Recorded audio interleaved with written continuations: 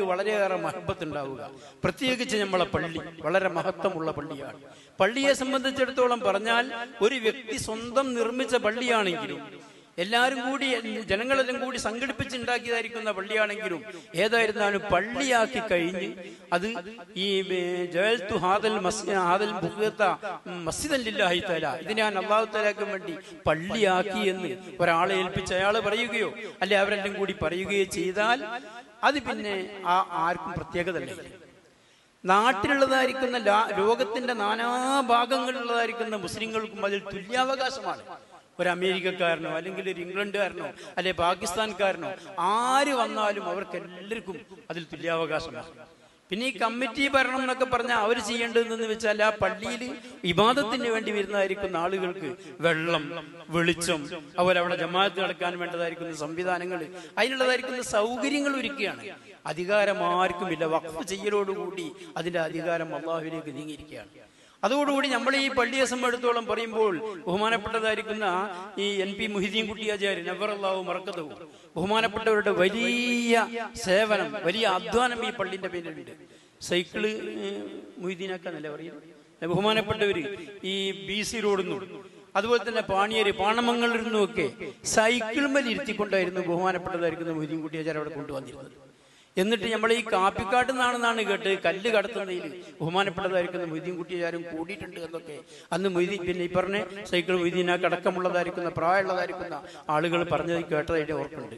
അപ്പൊ ആ രീതിയിൽ ആ മഹത്തുക്കളെല്ലാം കൂടി നിർമ്മിച്ചുണ്ടാക്കിയതായിരിക്കുന്ന ആ പള്ളി നമ്മളെ നാട്ടിലുള്ളതായിരിക്കുന്ന എല്ലാവർക്കും ഒറ്റ മനസ്സോടുകൂടി നല്ല യോജിപ്പോടുകൂടി എല്ലാവർക്കും തുല്യമായ അവകാശത്തോടുകൂടി അതിൽ നമുക്ക് ഒരുമിച്ച് കൂടാനും അതിൽ ഭരണം നടത്താനും അതിന്റെ കാര്യങ്ങൾ മുന്നോട്ട് കൊണ്ടുപോകാനും എല്ലാവരും വേണ്ടതായിരിക്കുന്ന വിട്ടുവീഴ്ചകൾ ചെയ്യുന്നുണ്ട്. ഏതെങ്കിലും ഒരു ഭാഗത്തിനെ അകറ്റി നിർത്തി അവരിതിലേക്കൊന്നും അടുപ്പിക്കാൻ പറ്റൂല, അവർക്കിതുമായി സഹകരിപ്പിക്കാൻ പറ്റില്ല എന്ന ചിന്താഗതിയിൽ കൂടി ആരെയും അകറ്റാൻ പാടില്ല. നമ്മൾ എല്ലാവരെയും നല്ലവരായി കാണേണ്ടത്. അതേ സ്ഥാനത്ത് മറ്റുള്ളതായിരിക്കുന്ന ബിദഈ പ്രസ്ഥാനങ്ങളാണെങ്കിൽ അവരെ നമ്മൾ 100% അകറ്റണം. ഒരു നിലക്കും അവരെ നമ്മൾ അടുപ്പിക്കരുത്. കാരണം ഹബീബ് സല്ലല്ലാഹു അലൈഹി വസല്ലം തങ്ങൾ പറഞ്ഞു, ഫഇയ്യാകും വഇയ്യാഹും എന്നാ പറഞ്ഞു. നിങ്ങൾ അവരോട് അങ്ങോട്ട് അടുക്കാനും പാടില്ല, അവരെങ്ങോട്ട് അടുപ്പിക്കാനും പാടില്ല. ലാ യുളില്ലൂനക്കും വലാ യഫ്തിനൂനക്കും. കാരണം അവരോട് അടുക്കുകയോ അവരെ അടുപ്പിക്കുകയോ ചെയ്താൽ അവർ നിങ്ങളെ പിഴപ്പിക്കും, നിങ്ങളെ ഫിത്നയാക്കും. അപ്പൊ അവരെ പറ്റി അല്ല പറയുന്നത്. അല്ലാതെ അഹ്ലു സുന്നത്തിന്റെ ജമാഅത്തിന്റെ വിഭാഗങ്ങൾ 4 വിഭാഗമുണ്ട് നമ്മുടെ നാട്ടിൽ.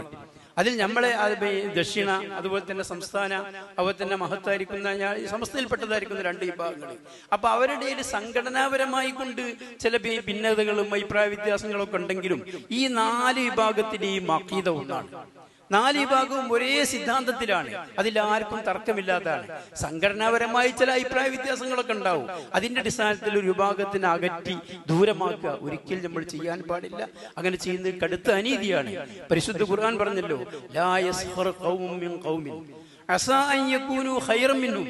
ഒരു വിഭാഗവും മറ്റൊരു വിഭാഗത്തിനെ നിസ്സാരമായി കണ്ട് ഓരോന്നിനും കൊള്ളൂല, അവരടുപ്പിക്കാൻ പറ്റൂല, അവരെ ദൂരമാക്കണം എന്ന നിലയ്ക്ക് നിസ്സാരമാക്കി പുച്ഛിച്ച് തള്ളാൻ പറ്റൂല. അസാ അൻ യകൂനു ഖൈറൻ മിൻഹും. കാരണം ഈ നിസ്സാരമായി കണ്ട് ദൂരമാക്കുന്ന കക്ഷികളെക്കാൾ ഇവരായിരിക്കും ഒരു പക്ഷേ ഖൈർ.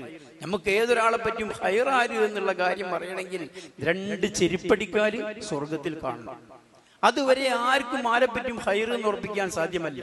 എല്ലാവരും ഞാനാണ് ഏറ്റവും വെളിയവൻ, മറ്റുള്ളവർ എന്നേക്കാൾ മേലെയാണ് എന്നുള്ള ചിന്തയോടുകൂടി വിനയത്തോടുകൂടി ജീവിക്കേണ്ടതാണ്. അതുകൊണ്ട് ഈ ജമാഅത്തിൽപ്പെട്ടതായിരിക്കുന്ന എന്നെ ഞാൻ സ്നേഹിക്കുന്ന എല്ലാ മുഅ്മിനീങ്ങളോടും എനിക്ക് പറയാനുള്ളത്, എന്ത് വിദ്വേഷമുണ്ടെങ്കിലും എല്ലാം നമ്മൾ മാറ്റിവെച്ച് എല്ലാവരും ഒగ్గട്ടോടുകൂടി യോജിപ്പോടുകൂടി ഒരേ മനസ്സോടുകൂടി എല്ലാ വിഭാഗം ആളുകൾ അവിടെ അംഗമെല്ലാം നോക്കരുത്. ഒരു ഗ്രൂപ്പിന് ആളുകൾ കൂടുതൽ എണ്ണം മെമ്പേഴ്സ് ഉണ്ടാകാം, മറ്റേതിന് മെമ്പേഴ്സ് കുറയും, അതൊന്നും നമ്മൾ പ്രശ്നമാക്കരുത്. ഈ മഹല്ലത്തിൽപ്പെട്ടതാ ഈ ജമാഅത്തിൽപ്പെട്ടതായിരിക്കുന്ന എല്ലാവരെയും എല്ലാ വിഷയത്തിലും ഭാഗമാക്കി എല്ലാവർക്കും തുല്യാവകാശം കൊടുത്തുകൊണ്ട് വളരെ സ്നേഹത്തോടും യോജിപ്പോടും കൂടി മുന്നോട്ട് പോകാനുള്ളതായിരിക്കുന്ന ഒരു സന്നദ്ധത, അതിനുള്ളതായിരിക്കുന്ന ഒരു സന്മനസ് എല്ലാവരും കാണിക്കണമെന്ന് വിനയത്തിന്റെ സ്വരത്തിൽ ദീനുൽ ഇസ്ലാമിന്റെ പേരിൽ ഈ ജമാഅത്തിൽപ്പെട്ടതായിരിക്കുന്ന എല്ലാവരെയും പ്രത്യേകം അറിയിക്കുന്നു. അള്ളാഹു നമ്മുടെ നാടിനെ അഭിവൃദ്ധിപ്പെടുത്തുമാറാവട്ടെ. പിന്നെ ഈ മഹത്തായിരിക്കുന്ന മാസത്തിന് നമ്മൾ ഒരുങ്ങുന്നതായിരിക്കുന്ന അവസരത്തിൽ ശ്രദ്ധിക്കേണ്ട മറ്റു ചില